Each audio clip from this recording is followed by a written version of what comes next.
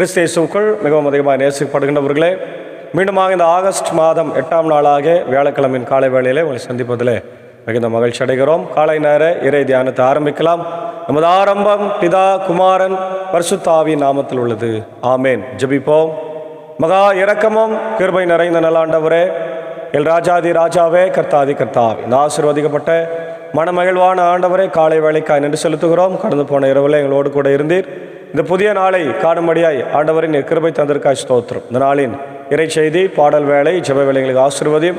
இந்த குழுவை ஆண்டவர் எடுத்து பயன்படுத்தும். இதை ஆண்டவரே கேட்கின்ற பார்க்கின்ற எல்லாருக்கும் உம்முடைய இறை ஆசிரியர்களை தந்து வழிநடத்தும். இறை மகனாம் இயேசுவின் மூலம் ஜபிக்கிறோம் நல்ல பிதாவே, ஆமேன். காலை வேளையிலே கடவுளை துதிக்கும்படியாக 131வது பாடலாகிய விசுவாசியின் காதில் பட இயேசு என்ற நாமம் என்ற பாடலை சாரோடு இணைந்து நாம் பாடுவோம். 131வது பாடல்.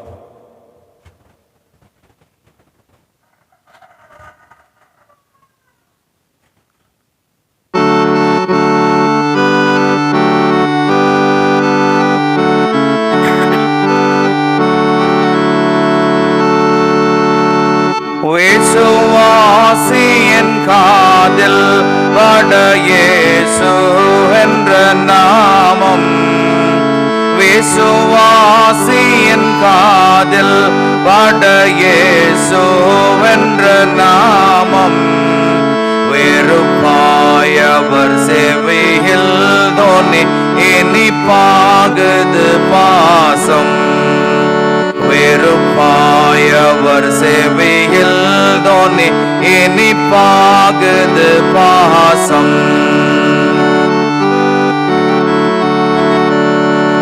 பசித்த ஆத்துமாவை பசியாற்றும் மன்னவதுவே, பசித்த ஆத்துமாவை பசியாற்றும் மன்னவதுவே, மோசே பாருதல் இளைத்தோர்க்கெல்லாம் மோற்றோம் அந்த பெயரே, மோசே பாருதல் இளைத்தோர்க்கெல்லாம் மோற்றும் அந்த பெயரே.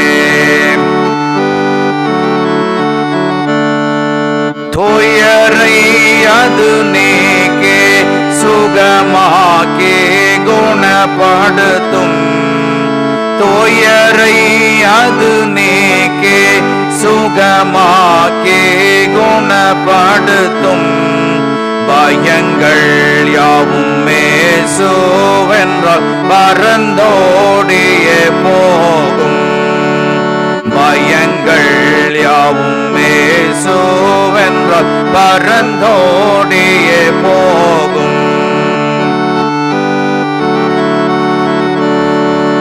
காயப்பட்ட இருதயத்தை கழுவி சுத்தப்படுத்தும், காயப்பட்ட இருதயத்தை கழுவி சுத்தப்படுத்தும், மாயை கொண்ட நெஞ்சை அது மயக்கமின்றி விடுக்கும், மாயை கொண்ட நெஞ்சை அது மயக்கமின்றி விடுக்கும்.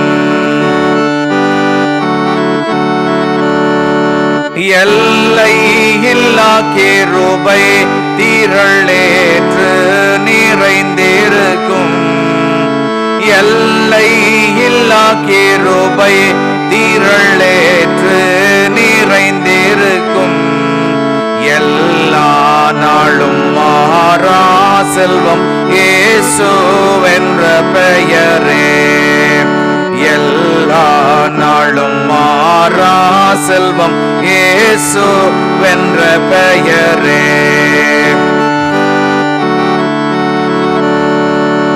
என் ஆண்டவா என் ஜீவனே, என் மார்க்கமே முடிவே, என் ஆண்டவா என் ஜீவனே, என் மார்க்கமே முடிவே, என்னால் வரும் துதியை நீரே ஏற்று கொள்ளும் தேவே, என்னால் வரும் துதியை நீரே ஏற்று கொள்ளும் தேவே. விசுவாசியின் காதில் பட இயேசு என்ற நாமம். விசுவாசியின் காதில் பட இயேசு என்ற நாமம். வெறுப்பாயவர் செவியில் தோனி இனிப்பாகுது பாசம். வெறுப்பாயவர் செவியில் தோனி இனிப்பாகுது பாசம்.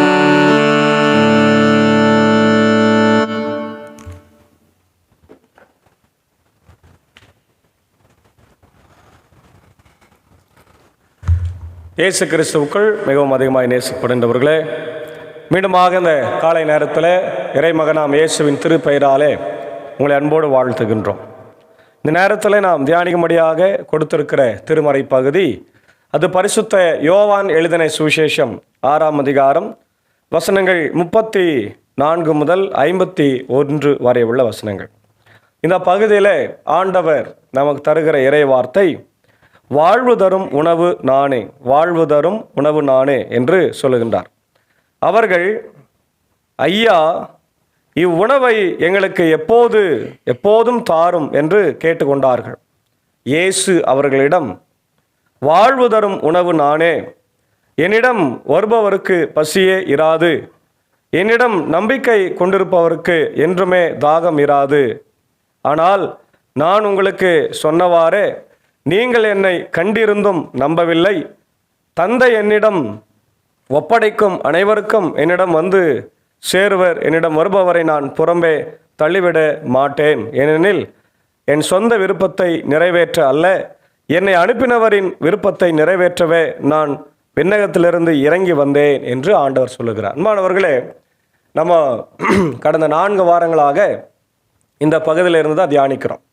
முதல் வாரத்தில் நாம் பார்க்கும்போது இயேசு ஆண்டவர் 5 அப்பம் 2 மீனை 5000 பேருக்கு கொடுத்து அவர்களை ஆசீர்வதித்தார். அவர்கள் வயிறு நிறைய சாப்பிட்டு திருப்தி அடைந்தார்கள். மீதியை 12 கூடையை நிறைய நிரப்பினார்கள். அதனால் அந்த மக்கள் விசுவாசித்தார்கள், இயேசுவை நம்பினார்கள். அவர்கிட்ட போனால் நமக்கு எல்லாமே கிடைக்கும் என்று நம்பினார்கள். அப்போது மறுநாள் மீண்டும் இயேசுவை தேடிக்கொண்டு வருகிறார்கள். இயேசு அவங்க சாப்பிட்ட அந்த இடமாகிய கெனசரேத்து என்ற பகுதியில் இல்லை. அவங்க ஆண்டவர் வேறு ஒரு இடத்துக்கு போயிட்டார். அப்போது அங்கே வேறு ஒரு 2 படகுகள் வருகிறது. அதில் அவர்கள் ஏறிக்கொண்டு வேறு ஒரு இடத்துக்கு போகிறாங்க. அங்கே போய் பார்க்கிற போது ஆண்டவர் அங்கே கப்பர்நகும் என்கின்ற ஒரு சிட்டியில் ஒரு டவுனுக்கு போயிடுறார். அப்போது அவரை தேடி போகும்போது அவர் கேட்குறார், இவங்க கேட்குறாங்க, ஆண்டவரே நீங்கள் எப்போ இங்கே வந்தீங்க? அப்போது ஆண்டவர் சொல்லுகிற பதில், நான் வந்தது இருக்கட்டும், நீங்கள் என்னை ஏன் தேடினீர்கள்? எதற்காக என்னை தேடி வந்தீர்கள் என்பது எனக்கு தெரியும். நீங்கள் சாப்பிட்ட அப்பத்தினால் அன்றி என்னிடத்தில் நீங்கள் வரவில்லையே. அப்போ அப்பத்தை தான் தேடி வந்தீர்களா என்னிடத்தில் என்று கேட்கின்றார். அப்போது அடுத்த வசனத்தில் அவர் சொல்கிறாரு, அழிந்து போகின்ற போஜனத்திற்காக என்னை தேடி வராதீங்க, அழியாத நித்திய போஜனத்திற்காக உழையுங்கள், அப்பொழுது உங்களுக்கு மிகுந்த ஆசீர்வாதத்தை ஆண்டவர் தருவார் என்று சொல்லி அவர் சொல்லுகிறார், ஜீவ அப்பம் நானே, என்னிடத்தில் வருகிறவன் பசி அடையான்னு சொன்னவொடனே, அப்போ ஜீவ அப்பம் யாருன்னு கேட்டவொடனே அவங்க சொல்கிறாங்க, எங்களுக்கு ஜீவ அப்பம் என்பது மோசே வனாந்தரத்தில் கொடுத்தாரு, அதுவா ஜீவ அப்பம். அப்போது ஆண்டவர் சொல்கிறாரு, நீங்கள் நினைக்கிறது தப்பு. மோசே அங்கே இஸ்ரவேல் மக்களுக்கு ஜீவ அப்பத்தை கொடுக்கல, கடவுள்தான் பரலோகத்திலிருந்து அவங்களுக்கு கொடுத்தார். அது தேவ தூதர்கள் உண்ணக்கூடியதாக இருந்தது, அது மெல்லியதாக இருந்தது, தேனில ஊற வைத்ததை போல இருந்தது. அது ஒரு நாள் மட்டும்தான் இருக்கும், மறுநாள் அது இருக்காது. எப்போ ஒரு நாள் சேர்ந்து இருக்குன்னா, நீங்கள் வெள்ளிக்கிழமை எடுத்து வைக்கிற போது சனிக்கிழமைக்கு அது உதவும். ஏன்னா அது ஆண்டவரே சொல்லியிருக்கிறார், அந்த சாபத்துக்கு நீங்கள் ஓய்வு நாளுக்கு நீங்கள் எடுத்து வைக்கணும் அப்படின்னு சொல்லியிருக்கிறார். அப்போது கடவுள் கொடுத்த உணவு என்பதை அங்கே ஆண்டவர் சொல்கிறார். இங்கே அவர் சொல்கிறாரு, அந்த உணவை சாப்பிட்டவர்கள் கூட மரித்து போனார்கள், ஆனால் நான் கொடுக்கிற இந்த உணவை சாப்பிடுகிறவர்கள் மரிக்க மாட்டார்கள். ஏன்னா நான் கொடுப்பது என்னுடைய சரீரம், என்னுடைய ரத்தமே என்று சொல்லுகிறார். அப்போது அதை ஏற்றுக்கொள்ள முடியாத யூதர்கள் வாக்குவாதம் பண்ணுறாங்க. அப்போ ஆண்டவர் சொல்கிறாரு, என்னிடத்தில் வருகிறவனே நான் யாரையும் என்ன பண்ண மாட்டேன், புறம்பே தள்ளுறதில்லை, யாரையும் நான் வெறுக்கிறதும் இல்லை, நீங்கள் தான் என்னை வெறுத்து கொண்டிருக்கிறீர்கள். நான் எங்கிருந்து வந்தேன் என்று நான் சொல்லியும் நீங்கள் என்னை வெறுக்கிறீர்கள். நான் பிதாவினிடத்திலிருந்து வந்திருக்கிறேன். நீங்கள் யாரை பிதா என்று அழைக்கிறீர்களோ, நீங்கள் யார் மோசேனுடைய பிதா என்று அழைக்கிறீர்களோ, உங்கள் கடவுள் என்று யார் நினைக்கிறீர்களோ அவரை நான் பிதா என்று சொல்லுகிறேன். அவர்தான் என்னை அனுப்பினார். ஆனால் நீங்கள் என்னை ஏற்றுக்கொள்ளவில்லை. நான் உங்களை ஏற்றுக்கொண்டிருக்கிறேன். யோவான் 1ஆம் அதிகாரம் 12ஆம் வசனத்தில் அதை சொல்றாரு இல்லையா? என்னை அனுப்பினவர்கள் என்னுடைய வம்சத்தில் இருக்கிறவங்க, இந்த உலகத்தில் இருக்கிறவங்க என்னை ஏற்றுக்கொள்ளவில்லை. யார் என்னை ஏற்றுக்கொண்டார்களோ அவர்கள் எனக்கு பிள்ளைகளாக இருக்கிறார்கள் என்று ஆண்டவர் சொல்ல. அப்போ இங்கே சொல்றாரு, என்னை அனுப்பினவரை நீங்கள் ஏற்றுக்கொள்ள, இப்போ என்னையும் ஏற்றுக்கொள்ளாமல் மறுக்கிறீங்க, ஆனால் நான் உங்களை ஏற்றுக்கொண்டிருக்கிறேன் என்று இந்த முதல் பாயிண்ட்ல சொல்றார். ரெண்டாவது சொல்றாரு, அவர் என்னிடம் ஒப்படைக்கும் எவரையும் நான் அழிய விடாமல் இறுதி நாளில் அனைவரையும் உயிர்த்தெழச் செய்ய வேண்டும். இதுவே என்னை அனுப்பினவரின் திருவுளம். மகனை கண்டு அவரிடம் நம்பிக்கை கொள்ளும் அனைவரும் நிலைவாழ்வு பெற வேண்டும் என்பதே என் தந்தையின் திருவுளம். நானும் இறுதி நாளில் அவர்களை உயிர்த்தெழச் செய்வேன் என்று கூறினார். அப்போ அந்த ரெண்டாவது பாயிண்ட்ல என்ன சொல்றாருன்னா, நீங்க அழியக்கூடிய இந்த உலக பிரகாரமான காரியங்களிலே நம்பிக்கை வைத்து தேடுறீங்க.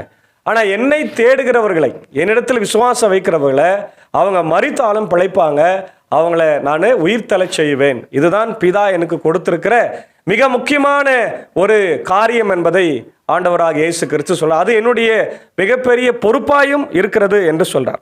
அடுத்து சொல்றாரு, விண்ணகத்திலிருந்து இறங்கி வந்த உணவு நானே என்று இயேசு கூறியதால் யூதர்கள் அவருக்கு எதிராக முணுமுணுத்தார்கள். இவர் யோசேப்பின் மகனாகிய இயேசு அல்லவா? இவருடைய தாயும் தந்தை நமக்கு தெரிந்தவர்களா? அப்படி இருக்க நான் விண்ணகத்திலிருந்து இறங்கி வந்தேன் என்று எப்படி இவர் சொல்லலாம் என்று பேசி கொண்டார்கள். உடனே இயேசு அவங்கள பார்த்து சொல்றார், நீங்கள் உங்களுக்குள்ளே ஏன் முறுமுறுக்கிறீர்கள் இல்லையா? உங்களுடைய முறுமுறுக்க வேண்டாம். என்னை அனுப்பிய தந்தையாக கர்த்தராலே எவரும் என்னிடம் வர இயலாது. என்னிடம் வருபவரை நானும் இறுதி நாளிலே உயிர்த்தெழச் செய்வேன் என்று சொல்லுகின்றார். அன்பானவர்களே, இயேசுவை இன்னும் அவங்க என்ன நம்பலை? ஆண்டவராகவே நம்பலை, மேசியாவாக நம்பலை, பிதாவினிடத்தில் வந்தவராக நம்மளை. எத்தனையோ அற்புதங்களை செய்தார். மரித்தவரை உயிரோடு எழுப்பினார். 5 அப்பம் 2 மீனை கொடுத்தாரு இல்லையா? காற்றையும் கடலையும் அதட்டினார். எல்லாத்தையும் செய்தாலும் கூட அவர்கள் ஆண்டவரை நம்பாம அவங்க இருக்கிறாங்க. அப்போ அடுத்தது சொல்றாரு, கடவுள் தாமே அனைவருக்கும் நான் யார் என்பதை கற்றுத் தருவார். என்னில் விசுவாசம் வைக்கிறவங்களை அவர் உயிர்த்தெழச் செய்கிறவராக இருக்கிறார் என்று சொல்றார்.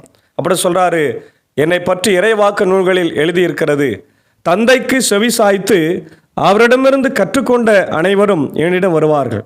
கடவுள் தாமே கற்றுத் தருவார் என்பதிலிருந்து தந்தையை எவராவது கண்டுள்ளார் என்று பொருள் கொள்ளக்கூடாது. கடவுளிடமிருந்து வந்துள்ளவர் மட்டுமே கடவுளை கண்டுள்ளார். இப்போது கடவுளை அவங்க யாரும் பார்க்கல. இஸ்ரவேல் மக்கள் ஒரு சிலர் தான் பார்த்துருக்குறாங்க. அது யார் பார்த்தாங்க? மோசே பார்த்தாரு இல்லையா? ஆபிரகாம் சத்தத்தை கேட்டார், ஆதாம் சத்தத்தை கேட்டார், எலியா சத்தத்தை கேட்டார் இல்லையா? ஏனோக்கு ஆண்டவரோடு நடந்தார் என்று சொல்லப்படுகிறது. ஒரு சிலர் தான் அவருடைய சத்தத்தை கேட்டிருக்கிறாங்களே தவிர அவர் யாரும் பார்க்கல. இப்போ நான் அவரை உங்களுக்கு வெளிப்படுத்தி இருக்கிறேன் இல்லையா? என்னை கண்டவன் பிதாவை கண்டான், ஆனால் நீங்கள் என்னை நம்ப மாட்டேன்றீங்களே அப்படின்றார். அப்போ சொல்றாரு, உறுதியாக உங்களுக்கு சொல்லுகிறேன், என்னை நம்புவோர் நிலை வாழ்வை கண்டுள்ளார். வாழ்வு தரும் உணவு நானே.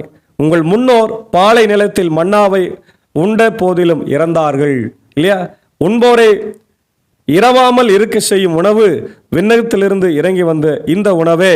ஆகவே விண்ணகத்திலிருந்து இறங்கி வந்த வாழ்வு தர உணவு நானே. இந்த உணவை எவராது உண்டால் அவர் என்றுமே வாழ்வர். எனது சதையை உணவாய் கொடுக்கிறேன், அதை உலகுக்கு வாழ்வதற்காகவே கொடுக்கிறேன் என்று மானிட மகனின் சதையும் இரத்தமும் உணவாகிறதை ஆண்டவர் உறுதி செய்கிறதை இங்கே பார்க்குறோம். பிரியமானவர்களே, நேரடியாகவே இயேசு அவருடைய சரீரத்தை இரத்தத்தை நமக்கு தருகிறார். அதன் வழியாக அதை உட்கொண்டால் மட்டுமே நமக்கு நிலைவாழ்வு உண்டு. அதை விசுவாசித்தால் மாத்திரமே நமக்கு நிலைவாழ்வு உண்டு என்பதை நமக்கு இந்த பகுதியில் இன்றைக்கு சொல்லுகிறார். பிரியமானவர்களே, இந்த கிறிஸ்தவ விசுவாசத்தில் மிக முக்கியமான ஒரு விசுவாசம் திருவிருந்து. திருவிருந்தில் நம்ம எப்படி இயேசுவை நம்புகிறோம்? அவர் எப்படி எனக்குள்ள வருகிறார்? அவருடைய சரீரம் இரத்தமாக. இன்றைக்கு லுத்தரன் கோட்பாடுகளின் படி இன் வித் அண்டர் என்ற வார்த்தையை மார்ட்டின் லூத்தர் பயன்படுத்துகிறார். அதாவது அப்பத்தோடு அப்பத்திற்குள்ளாக அப்பத்திற்கு மேலாக என்று சொல்லப்படுகின்ற அந்த விசுவாசம். ஆனால் கத்தோலிக்க திருச்சபை வந்து ரத்தமாகவே சரீரமாகவே மாறுகிறது என்று அவங்க சொல்கிறாங்க. மார்ட்டின் லூத்தர் அப்படி சொல்ல, அது அப்பமாக தான் இருக்குது, ரசமாக தான் இருக்குது. ஆனால் நம்ம விசுவாசத்தோடு என்னவா பார்க்குறோம், அது ரத்தமாக சரீரமாக தான் பார்க்குறோன்னு சொல்லி அவர் சொல்லுகிறார். இந்த மாதிரி பல மக்கள், பல திருச்சபைகள், சிஎஸ்ஐ போன்ற மக்கள் எல்லாமே ஒவ்வொரு விசுவாசத்தில் இருக்கின்றதை நம்ம பார்க்குறோம். ஆனால் நம்முடைய விசுவாசம் அது ரசமாக அப்பமாக தான் இருக்குது. ஆனால் விசுவாசத்தோடு நாம் அதை அணுகுகிற போது, ஆண்டவருடைய பீடத்தின் மேலே இருந்து நாம் பருகிற போது, அது எனக்குள்ளே இரத்தமாக சரீரமாக நான் அதை போகிறத நம்புகிறேன் என்று நாம் விசுவாசிக்க வேண்டும். இதுதான் திருவிருந்தனுடைய அடையாளமாக இருக்கிறது. நீ நம்பினால் மாத்திரமே அந்த ஆசீர்வாதம் உனக்கு கிடைக்கும் என்று இந்த வேளையில் ஆண்டவர் சொல்லுகிறார். ஆகவே பிரியமான தேவனுடைய பிள்ளைகளே, வாழ்வு தரும் உணவு நானே, விண்ணகத்திலிருந்து இறங்கி வந்த உணவு நானே என்று ஆண்டவர் சொல்லுகிறார். அந்த விசுவாசத்தின் அடிப்படையில் நாமும் வாழ தூய ஆவியானவர் தாமே இந்த மாலை பொழுதிலே, இந்த காலை பொழுதிலே கர்த்தர் நம்மை ஆசீர்வதித்து காப்பாராக. ஆமென். ஜெபம் செய்வோம். எங்களை நேசிக்கிற நல்ல தகப்பனே, இந்த மகிழ்ச்சியான காலை வேளைக்காக ஆண்டவரே நன்றி செலுத்துகிறோம். இந்த நாளிலும் கேட்ட வார்த்தைகளுக்காக நன்றி தகப்பனே. விசேஷமாக இயேசு ஆண்டவராகி நீர் எங்களுக்கு கொடுத்த விண்ணக உணவு ஆண்டவரே, அது சரீரம் இரத்தம். இதோ அது பீடத்தின் மேலே இருந்து நாங்கள் புசிக்கிற போது விசுவாசத்தில் நாங்கள் அதை புசித்தால்தான் ஆண்டவரை நாங்கள் பாவ மன்னிப்பை பெற்றுக்கொள்ள முடியும். அன்றைக்கு யூதர்கள் அதை நம்ப மறுத்தார்கள். நீர் வானத்திலிருந்து இறங்கி வந்திருக்கிறீர் என்பதை உணர்ந்ததுனால அவர்கள் ஆண்டவரை அதை நம்பாமல் போனார்கள். ஆனால் நீர் அதை உணர்ந்தீர், நீர் அதை மக்களுக்கு சொன்னீர். உம்மிடத்தில் வருகிறவர்களை புறம்பே தள்ளுவதில்லை என்று நீ வாக்களித்திருக்கிறீர். இந்த காலை வேளையிலே நாங்களும் அதை நம்பி விசுவாசிக்க கர்த்தர் கிருபை தார். இந்த வார்த்தைகளை கேட்டுக்கொண்டிருக்கிற அகில உலகத்தில் இருக்கிற மக்களுக்காக ஜெபிக்கிறோம். America, UK, Australia, New Zealand, Philippines, Gulf கண்ட்ரிஸில் இருக்கிற மக்களுக்காக, இந்தியாவில் இருக்கிற மக்களுக்காக, குறிப்பாக ஆண்டவரை உலக நாடுகள் ஏற்படுகிற போர் பதட்டங்கள் எல்லாவற்றையும் மாற்றி அமைதியான ஒரு சூழ்நிலை உருவாக்கித்தார். அப்படி இந்திய தேசத்திற்காக ஜெபிக்கிறோம். இந்தியாவிலும் ஆண்டவரே பல பிரச்சனைகள், போராட்டங்கள், ஆண்டவரே கஷ்டங்கள், மார்க்க பேதங்கள் எல்லாம் இருக்கிற எல்லாவற்றையும் மாற்றுங்க. அமைதியான ஒரு சூழலை ஏற்படுத்தித்தார். எங்களை ஆட்சி செய்கின்ற என்னுடைய ஜனாதிபதி, பிரதமர், என்னுடைய முதலமைச்சர், கவர்னர், ஆண்டவர் எல்லா மாநிலத்தினுடைய அமைச்சர் பெருமக்கள், முதலமைச்சர்களை ஆசீர்வதிங்க. ஒரு தமிழ்நாடும் இந்தியாவும் அமைதி ஆண்டவர் பூங்காவாக, அமைதியும் ஆண்டவர் ஆசீர்வாதம் நிறைந்த நாடாக அமையட்டும். விசேஷமாக வயநாட்டுக்காக ஜெபிக்கிறோம். ஆண்டவர் இன்னும் மீட்பு பணிகள் துரிதமாக நடைபெறுகிறது. அநேக மக்கள் வாழ்வாதாரங்கள் இழந்திருக்கிறாங்க. மீண்டுமாக ஒரு வாழ்வை தர வேண்டுமா நான் ஜெபிக்கிறோம். விசேஷமாக இந்த நாளில் கூட என்னுடைய இந்திய சுவிசேஷ உத்தரன் திருச்சபை 3 சபை சங்கங்கள், போதகர்கள், ஊழியங்களுக்காக ஜெபிக்கிறோம். என்னுடைய பெதஸ்தா மருத்துவமனைக்காக ஜெபிக்கிறோம். பள்ளிக்கூடங்கள், சிறப்பு பள்ளிக்கூடங்களுக்காக ஜெபிக்கிறோம். ஆண்டவரை CMC எடுத்து நடத்த பெதஸ்தா மருத்துவமனைக்கு ஆண்டவர் ILC நாங்கள் எல்லாரும் ஜெபிக்கிறோம். ராஜா எல்லாரும் அதை நாங்கள் ஆண்டவரே தாங்கி பிடித்து ஜபிக்கிற போது உம்முடைய ஆசீர்வாதம், கிருபை, உம்முடைய ஆலோசனைகள் எங்களுக்கு தர வேண்டுமா நாங்கள் ஜபிக்கிறோம். இப்பொழுதும் ஆண்டவரே எங்களோடு கூட ஊழியத்தில் இருக்கிற என்னுடைய அன்பர் சாருக்காக, ஆண்டவரே என்னுடைய ஏஞ்சி அக்காவுக்காக, அன்பான பிள்ளைகள், மாத்தாள் மரியாளுக்காக ஜபிக்கிறோம். ஆசீர்வாதம். இந்த மழைக்காலம் அவர்களை ஆண்டவர் ஒன்று செய்து விடாதபடி பாதுகாத்துக்கொள்ளும். உடைய சாக்கோ சாருக்கு டீச்சருக்காகவும், ஆண்டவர் பிராட்காஸ்டை உதவி செய்கிற ஜான்சன் சாருக்காகவும் குடும்பங்களுக்காக ஜபிக்கிறோம். எல்லாரையும் கர்த்தர் ஆசீர்வதிங்க, வழி நடத்துங்க, தேவையை சந்திங்க. பலவீனமாக இருக்கிறவர்கள், சுகவீனமாக இருக்கிறவர்கள் எல்லாருக்கும் ஜபிக்கிறோம். குறிப்பாக இந்த நாளிலே பிறந்த நாளைக்கு நன்றி செலுத்துகிறேன். அருள் திரு ஜான் பெர்னாஷா ஐயருக்காக ஜபிக்கிறோம். ஆண்டவரே அண்மையான அண்ணனை ஆசீர்வதிங்க. அவருடைய ஊழியங்கள் சிறப்பாக நடைபெறட்டும். ஐரமாவை ஆசீர்வாதம். குடியாத்தம் திருச்சபையில் மிக சிறப்பான ஊழியத்தை செய்கிறவர். ஆண்டவரே தொடர்ந்து உடைய கிருபை அவரோடு தங்கியிருக்கட்டும். ஆண்டவருடைய ஊழியங்களை கர்த்தர் நீர் ஆசீர்வதிக்க வேண்டுமா நான் ஜபிக்கிறோம். இந்த நாளிலே பலவீனமாக இருக்கிற அவருடைய நிக்சன் ஐயருக்காக, ராஜ்குமார் ஐயருக்காக, மூத்த விசுவாசிகளுக்காக ஜபிக்கிறோம். குறிப்பாக ஆண்டவரே இதோ நேற்று தினத்தில் எங்களை விட்டு மறைந்த என்னுடைய எட்வின் ஜெயக்குமார் சாருக்காக ஜபிக்கிறோம். ஆண்டவரே அவரை இழந்த வாடுகிற அவருடைய அன்பான குடும்பத்தின் மக்களுக்கு, குறிப்பாக என்னுடைய செல்வராஜ் அண்ணனுக்கும் குடும்பத்திற்கும் ஆறுதலை, தேறுதலை, மெய் சமாதானத்தை தர வேண்டுமா நான் ஜபிக்கிறோம். தொடர்ந்து உம்முடைய திவ்ய பிரசன்னம் இந்த நாளில் எங்களோடு தங்கியிருக்கட்டும். உடைய பணிகளையும் பயணங்களையும் கர்த்தர் ஆசீர்வதியும். இறைமகனாம் இயேசு கிறிஸ்துவின் வழியை ஜபிக்கிறோம். ஜெபம் கேளும் நல்ல பிதாவே, ஆமென். நமது ஆண்டவராக இயேசு கிறிஸ்துவின் கிருபை, பிதாவின் அன்பு, பரிசுத்த ஆவியின் ஐக்கியம் இந்த நாளிலே நம்ம நேரோடு கூட இருப்பதாக. ஆமென்.